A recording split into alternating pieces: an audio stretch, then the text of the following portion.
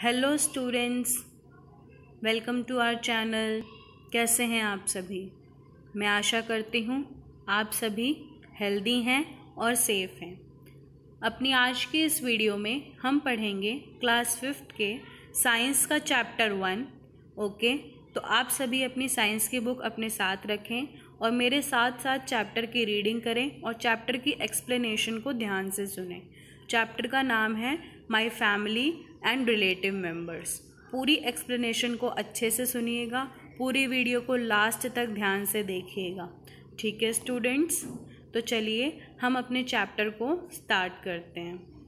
Chapter 1 my family and relative members, यानी हम इस चैप्टर में अपनी फैमिली, हमारा परिवार और जो हमारे रिलेटिव मेंबर्स होते हैं यानी हमारे जो सगे संबंधी होते हैं उन सब के बारे में इस चैप्टर में हमें पढ़ना है। ठीक है, तो चलिए अपने चैप्टर की रीडिंग और एक्सप्लेनेशन स्टार्ट करते हैं। In a social life we have a family and so many relative members are there. एक सोशल लाइफ में हमारी एक फैमिली होती है और हमारे बहुत सारे रिलेटिव मेंबर्स होते हैं। ठीक है, man is a social animal, he likes to live in a group. मनुष्य जो है एक सामाजिक प्राणी है और हमें हमेशा ग्रुप में रहना अच्छा लगता है, हमें समाज में रहना अच्छा लगता है, हमें अकेले रहना अच्छा नहीं लगता। सो ही मेक फैमिलीज़, इसीलिए हम क्या बनाते हैं, परिवार बनाते हैं ताकि हम एक ग्रुप में रह सके, हमें अकेले न रहना पड़े। All of us live with a family, हम सभी अपने परिवारों के साथ रहते हैं। We have many relation in the form of father, mother, sister, brother, grandfather, grandmother etcetera. हमारे बहुत सारे संबंध होते हैं एक परिवार में, जैसे माता पिता, भाई बहन, दादा दादी, इन सब के फॉर्म में हमारे बहुत सारे रिलेशंस होते हैं, संबंध होते हैं अपने परिवार में। We can show all the family members and their relationship with each other through a family tree. हम अपने सारे फैमिली मेम्बर्स को और अपने फैमिली मेम्बर्स जो होते हैं हमारे, उनके साथ हमारा क्या रिलेशन है, इसको डिस्प्ले कर सकते हैं एक फैमिली ट्री के थ्रू। जैसे आपकी बुक में नीचे एक फैमिली ट्री यहाँ पर ड्रॉ करके आपको दिखाया गया है। एक बॉय है आदित्य, आदित्य के जो पेरेंट्स हैं यानी उसके मदर फादर उससे रिलेटेड हैं, और उसके बाद उसके फादर के जो मदर फादर हैं यानी आदित्य के दादा दादी, उनको नीचे बनाया गया। ठीक है, तो ऐसे ही एक फैमिली ट्री बनाकर आप भी अपनी फैमिलीज़ के सभी मेंबर्स को और उनके साथ आपका क्या रिलेशन है इसको डिनोट कर सकते हो। Members of the immediate family में include spouses, parents, brothers, sisters, sons and daughters. जो हमारे मेंबर होते हैं इमीडिएट फैमिली के, यानी जिनके साथ हमारा डायरेक्ट रिलेशन होता है, उनको बोला जाता है इमीडिएट फैमिली मेंबर। जैसे हम अपने माता पिता से डायरेक्ट कनेक्टेड हैं, हम अपने भाई बहनों से हमारा एक डायरेक्ट रिलेशन है, पति पत्नी का आपस में एक डायरेक्ट रिलेशन होता है। तो ये जो सारे रिलेशंस होते हैं ये आते हैं इमीडिएट फैमिली के under. Members of the extended family में include grandparents, aunts, uncles, cousins, nephews, nieces and siblings in law. अब यहाँ क्या है, एक दो टाइप की फैमिली हमें बताई गई। एक हो गई हमारी इमीडिएट फैमिली जिनमें हमारा डायरेक्ट रिलेशन जिनके साथ हैं वो लोग आए, और एक होती है एक्सटेंडेड फैमिली जिसमें आपका उनके साथ डायरेक्ट रिलेशन नहीं है बट आपने अपने किसी इमीडिएट फैमिली मेम्बर्स के थ्रू उनसे कनेक्टेड है। ठीक है, जैसे अगर मैं आपको एग्जांपल देके समझाऊं तो आप अपने पिता से डायरेक्ट रिलेटेड है, आपका उनसे डायरेक्ट रिलेशन है, वो आपके फादर हैं, लेकिन आपके दादा दादी से आपका डायरेक्ट रिलेशन नहीं है। उनका रिलेशन आपका किसकी वजह से, आपके पिता की वजह से। क्यों? क्योंकि वो आपके पिता के माता पिता हैं। ठीक है, तो जो एक्सटेंडेड फैमिली के मेंबर्स हैं उनके साथ हमारा रिलेशन डायरेक्ट नहीं होता, अपने किसी इमीडिएट फैमिली मेंबर के थ्रू हमारा उनके साथ क्या होता है, रिलेशन होता है। ठीक है, जैसे नाना नानी है तो वो हमसे डायरेक्ट नहीं रिलेटेड, वो हमसे क्यों रिलेटेड है, क्योंकि वो हमारी मदर के वो है पेरेंट्स हैं। ठीक है, तो इसलिए क्या होता है, इसमें क्या हुआ कि हमारा उनके साथ डायरेक्ट रिलेशन नहीं है लेकिन हम उनसे रिलेटेड हैं अपने किसी और मेंबर की वजह से। जैसे हमारे चाचा हैं तो हमारे पिता के भाई हैं, तो हमारा उनसे डायरेक्ट रिलेशन नहीं था बट हमारा रिलेशन बन गया। क्यों? क्योंकि हमारे पिता उनके भाई हैं। ठीक, तो ये जो होता है ये होते हैं extended family. Extended family members में ये लोग आते हैं। A family tree is a diagram showing the relationship between people of several generations of a family. एक family tree जो होता है वो हमें अलग अलग जनरेशन के लोगों का आपस में एक दूसरे के साथ संबंध बताता है।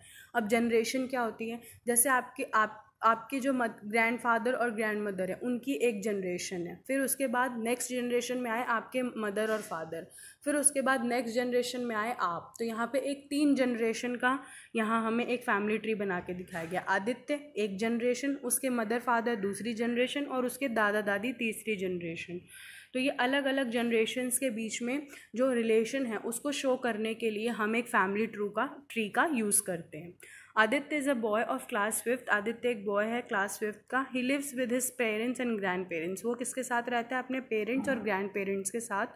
ही makes his family tree as below. उसने ऐसे अपना एक फैमिली ट्री बनाया, आदित्य, देन उसके मदर फादर एंड देन उसके ग्रैंड मदर और ग्रैंड फादर। ठीक है, तो ये क्या है? ये एक फैमिली ट्री है। कितनी जनरेशन का? 3 जनरेशन का, 1, 2 and 3। 1 is for Aditya, second is for his parents and third is for his grand parents. तो यहाँ पर 3 जनरेशन का फैमिली ट्री आपको बना के दिखाया गया है। तो अब आ जाते हैं हम अपने नेक्स्ट पेज पे। Mister DS Verma is Aditya father and Mrs Savita Verma is his mother. अब जो फैमिली ट्री में मदर और फादर दिखाए गए हैं वहाँ फादर का नाम है मिस्टर DS वर्मा और मदर है उनकी Mrs Savita Verma. Aditya can also make a family tree in relation to his father. Aditya जो है अपने फादर के रिलेशन को लेते हुए भी एक फैमिली ट्री बना सकता है। In the above family tree he is showing his relationship with everyone. पहला अभी ये वाला जो फैमिली ट्री है इसमें वो अपना रिलेशन दिखा रहा है अपने बाकी मेंबर्स के साथ कि कौन उसके मदर हैं, कौन उसके फादर हैं, कौन उसके दादा दादी हैं। तो वो अपना वहाँ पे अपना रिलेशन दिखा रहा है फैमिली ट्री में। In the same way he can make many family trees regarding his mother father और अदर फैमिली मेम्बर्स। इसी तरह वो अपने अलावा बाकी लोगों का भी फैमिली ट्री बना सकता है, उनका रिलेशन बाकी मेंबर्स के साथ दर्शाते हुए, अपनी मदर का, फादर का और बाकी जो उसके फैमिली मेंबर्स हैं उनका भी। ठीक है, अब नीचे आपको बुक में एक स्पेस दिया गया है जहाँ पर आपको अपना फैमिली ट्री बनाना है, जैसे भी आप बनाना चाहें। ठीक है, तो आप यहाँ पर ट्राई करिएगा अपना फैमिली ट्री बनाने के लिए, ठीक, पीछे से हेल्प लेते हुए। अब आते हैं नेक्स्ट टॉपिक पे। नेक्स्ट टॉपिक है migration, movement to another place. तो यानी माइग्रेशन होना। माइग्रेशन का मीनिंग होता है मूवमेंट, यानी एक जगह से दूसरी जगह जाना। ठीक है, जैसे लोग शहरों को छोड़ के गाँव में जाते हैं या गाँव को छोड़ के शहरों में आते हैं, तो वो एक होता है माइग्रेशन। आप इंडिया छोड़ के किसी और कंट्री में चले गए, आप अमेरिका चले गए, आप जापान चले गए, तो ये क्या होता है? माइग्रेशन होता है, यानी मूव करना, एक जगह से दूसरी जगह मूव कर जाना। Generally a family leaves eight one place for a long time. वैसे अगर आप देखें तो एक फैमिली एक जगह पर काफ़ी लंबे समय के लिए रहते हैं, जैसे आप भी यहाँ पर रह रहे हैं काफ़ी टाइम से। When people shift their residence within or outside the country, we say that they have migrated. अब यहाँ पर जब लोग क्या हैं, शिफ्ट करते हैं एक जगह से दूसरी जगह, अपना घर परिवार सब कुछ, अपना घर वो एक जगह से छोड़ के कहीं और बनाते हैं या वो वहाँ शिफ्ट कर जाते हैं, तो हम कहते हैं कि वो माइग्रेट हुए। अब माइग्रेशन विद इन कंट्री भी हो सकता है और आउटसाइड द कंट्री भी हो सकता है, यानी कोई अपने देश में ही इधर से उधर जा सकता है। जैसे मान लो पहले आप राजस्थान में रहते थे और अब आप मूव करके आ गए हो दिल्ली में, ठीक, तो ये भी एक माइग्रेशन है। और या आप पहले इंडिया में रहते थे और आप चले गए किसी और कंट्री, जैसे मैंने आपको एग्जांपल दिया अमेरिका, तो वहाँ क्या हुआ, आपने एक कंट्री से दूसरी कंट्री माइग्रेट किया। और पहले केस में आपने क्या था, एक स्टेट से आप यहाँ नेशनल कैपिटल दिल्ली में आ गए थे। ठीक है, तो ये माइग्रेशन दोनों टाइप की हो सकती है, ये विद इन कंट्री भी हो सकती है और बिटवीन द कंट्रीज़ भी हो सकती है। ठीक है, migration is a common occurrence due to different reason. अब माइग्रेशन के बहुत सारे कारण हो सकते हैं, बहुत सारे कारणों की वजह से लोग एक जगह से दूसरी जगह अपने घर शिफ्ट कर सकते हैं, जो हमें यहाँ पर कुछ रीजंस दिए हैं। जैसे पहला, joint families have joint property और land. As the size of the family grows, the property is not sufficient to meet all their needs, so the members divide the property and move to other places to start a new business or something else. जो joint families होते हैं, यानी जो संयुक्त परिवार होते हैं जिसमें सभी लोग आपस में मिल के रहते हैं, उनमें क्या होता है, उन सबकी एक जॉइंट प्रॉपर्टी होती है। जैसे अगर आपके पास एक घर है तो उसमें आपके दादा दादी रह रहे हैं, आपके चाचा चाची रह रहे हैं, ठीक है, तो ये सब एक जॉइंट फैमिली हो गई। जॉइंट फैमिली में सब लोग एक जगह रह रहे हैं एक ही घर में, लेकिन जैसे जैसे फैमिली बढ़ी आगे वैसे वैसे आपको जगह कम पड़ी, ठीक, तो आपने क्या किया, आपने शिफ्ट कर लिया किसी और घर में या अपनी प्रॉपर्टी को डिवाइड कर लिया और फिर आप वहाँ से मूव करके कहीं और कुछ नया काम शुरू करने के लिए, ताकि आप लोग भी आगे ग्रो कर सकें। तो एक कारण तो ये हो गया। दूसरा, there are many families whose children go far away to earn money. Earning. कई बार क्या होता है कि हम दिल्ली में रहते हैं हम अपने पेरेंट्स के साथ, लेकिन हम बड़े हुए हमारी जॉब लग गई किसी और राज्य में, जैसे मान लीजिए हमारी जॉब लग जाती है मुंबई में, तो हम क्या करेंगे, दिल्ली से वहाँ चले गए कमाने के लिए, अर्न करने के लिए। तो हम फिर when they get married they shift to their families also, और जब वो उनकी शादी हो जाती है तो वो अपनी फैमिली को भी वहीं शिफ्ट कर लेते हो। तो यहाँ से भी माइग्रेशन हुआ, कहाँ से कहाँ, दिल्ली से मुंबई। तो लोग पैसा अर्न करने के लिए भी कई बार अपना सिर्फ माइग्रेशन करते हैं। Natural disasters play an important role in migration. कई बार एक प्राकृतिक आपदा आ जाती है, उसकी वजह से भी लोग माइग्रेट करते हैं। आप कौन सी होती हैं प्राकृतिक आपदा, जैसे बाढ़ आना, भूकंप आ जाना, ठीक है। तो ये सारी जो चीज़ें हैं इनकी वजह से भी कई बार लोगों को माइग्रेट करना पड़ता है। फॉर एग्जांपल फ्लड्स यानी बाढ़ आने की वजह से, earthquakes, tsunami, many people move from one place to another. तो इसके कारण भी कई बार लोग उस जगह को छोड़ के चले जाते हैं, क्योंकि बार बार इन सारी आपदाओं से निपटना बहुत मुश्किल हो जाता है। तो कई बार लोग इसके कारण भी माइग्रेट कर जाते हैं एक जगह से दूसरी जगह।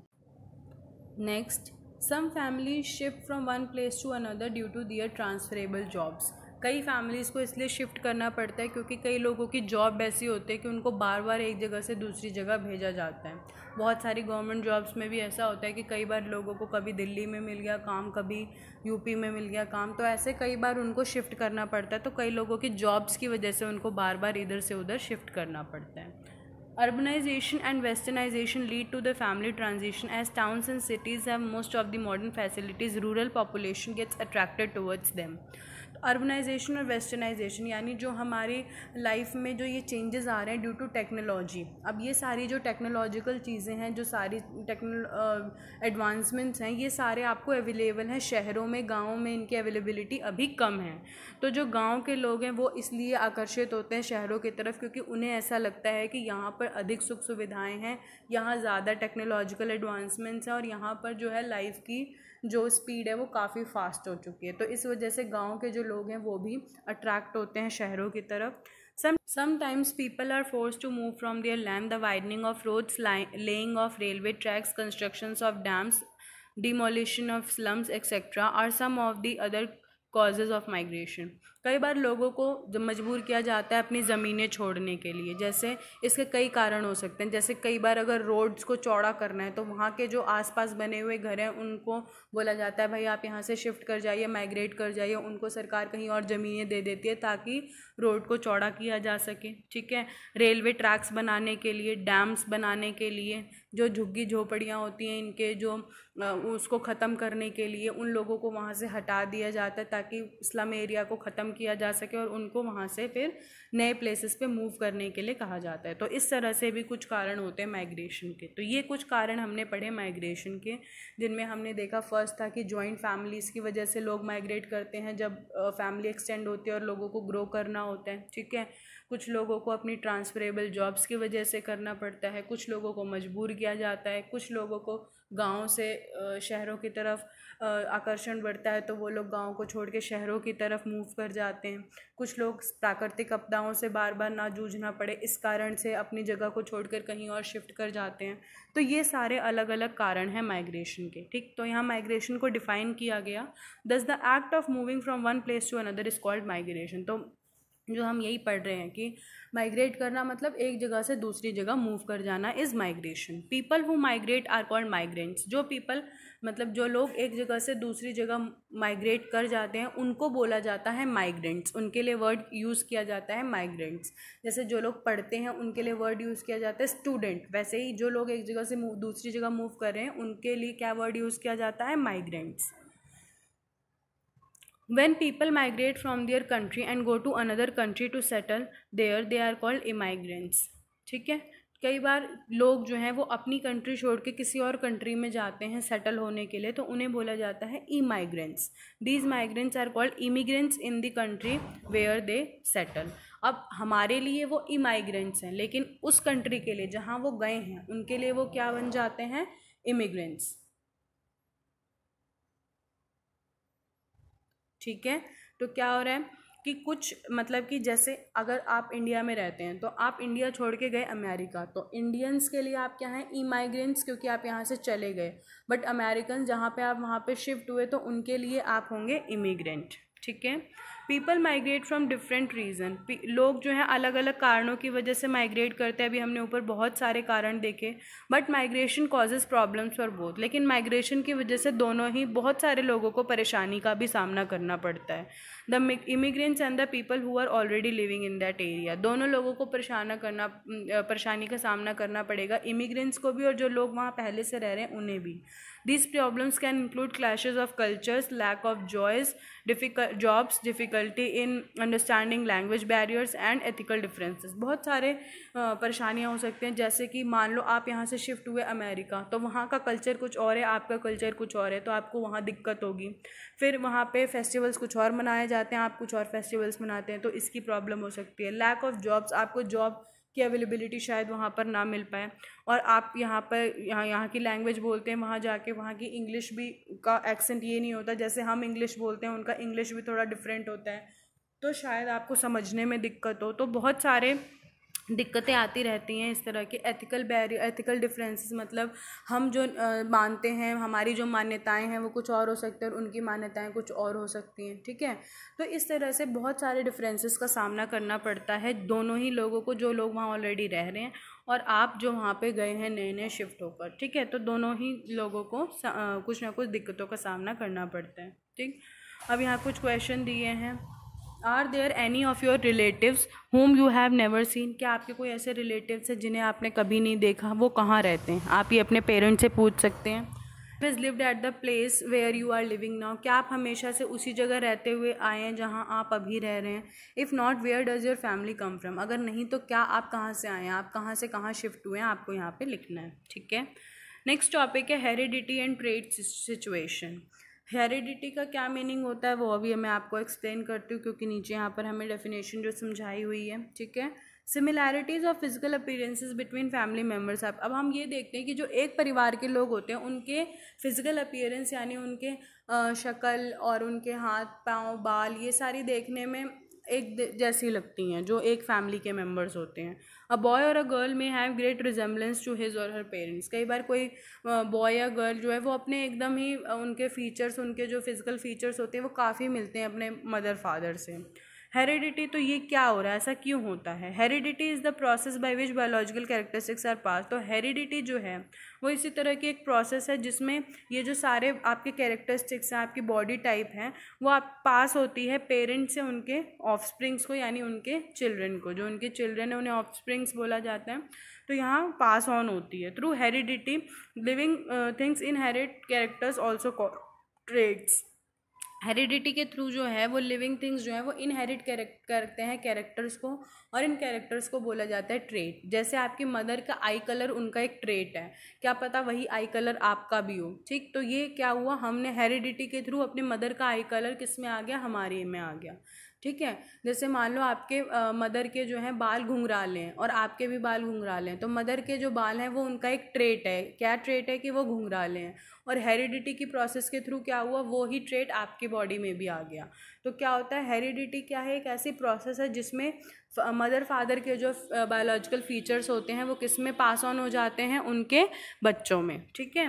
from their parents. You resemble your parents because you have inherited your hair color, nose shape and other traits from them. तो ये आप अपने पेरेंट जैसे लिखते हैं क्योंकि कई बार हमारे नोज़ की शेप, हमारे बालों का कलर, हमारी आँखों का कलर, हमारे हाइट, हमारा बॉडी टाइप, हमारा स्किन कलर, ये सारी चीज़ें हमें कहाँ से मिलती हैं, अपने पेरेंट्स से मिलती हैं, ठीक है। तो ये सारे जो ट्रेट्स हैं ये पास ऑन हुए हैं किससे, हमारे पेरेंट्स से, किस में, हम में, किसकी प्रोसेस के थ्रू, हेरिडिटी की वजह से। सम कॉमन ट्रेट्स में be the way you laugh, walk और even talk.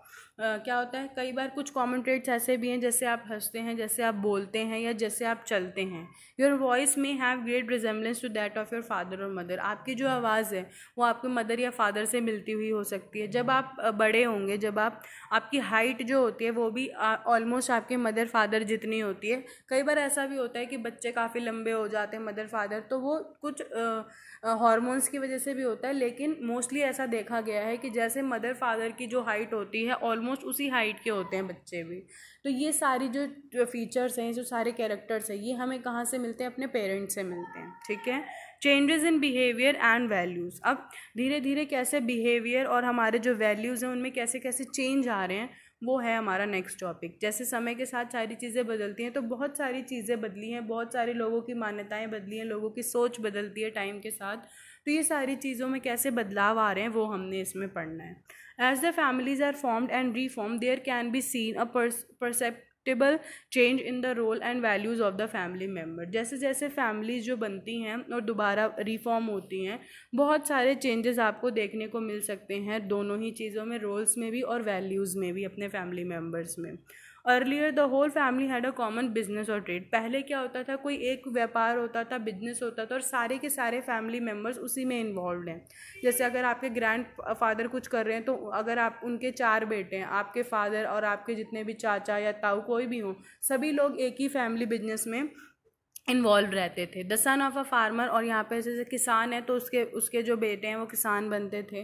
The son of a grocer become a grocer, जो ग्रोसर्स होते हैं सामान बेचने वाले व्यापारी, वैसे ही बनते हैं उनके बच्चे भी। सन ऑफ अ पॉटर, जो एक मटका बनाने वाला है उसके बेटे भी वही कर रहे हैं, कुम्हार। Child generally picked up the family trade, तो जो फैमिली में बिजनेस चलता आ रहा है बच्चा भी वही ट्रेड फॉलो करता था, ठीक है। And as the school education was not much emphasise, क्योंकि उस समय जो है स्कूली शिक्षा पर उतना ध्यान नहीं दिया जाता था।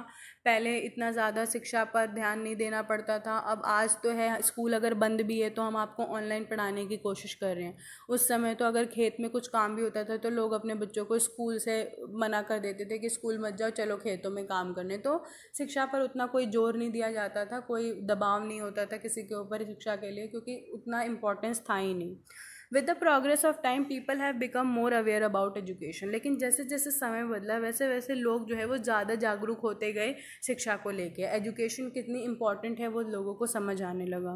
दे came to know that about the new trends of life, लोगों को पता चला कि जीवन जीने के बहुत सारे नए तरीके हैं। Even the old businessman and trade are conducted on new lines, और पुराने जो बिजनेस हैं उनको भी नए तरीके से करने का प्रयास किया जाने लगा। अब अगर हम कुछ सालों पहले, 20 साल पहले या 30 साल पहले कहते हैं कि ऑनलाइन पढ़ाई, तो लोगों को इस पे विश्वास ही नहीं होता कि ये कैसे पॉसिबल है, ये तो हो ही नहीं सकता। लेकिन आज समय जैसे जैसे बदला वैसे वैसे ये सारी चीज़ें एक्सेप्टेबल हो गई और लोग इसको एक्सेप्ट करने लगे हैं। वैसे ही पुराने जितने भी बिजनेस के तरीके थे उनको भी बदल के नए नए तरीके से किया जाने लगा है। For example the advent of computer has change the world together, और कंप्यूटर के उसके बाद, फॉर्मेशन के बाद तो बहुत सारी चीज़ें बदली, बहुत सारे सेक्टर्स बदले काम करने के, और लोगों का तरीका भी बदला काम करने का। लोगों ने नए नए तरीके बना लिए अपने काम को करने के लिए। In the old joint family system the head of the family was replaced only when the previous one died. अब क्या होता था, पहले जो जॉइंट फैमिलीज होती थी उसमें जो सबसे बड़े बुजुर्ग होते थे वो हेड होते थे फैमिली के, और वो तभी रिप्लेस किए जाते थे जब उनकी डेथ हो जाती। उसके बाद जो बड़े होते थे वो फैमिली में हेड बन जाते थे, ठीक है, और बिकेम फुल्ली इन कैपेसिटेटेड, और उसमें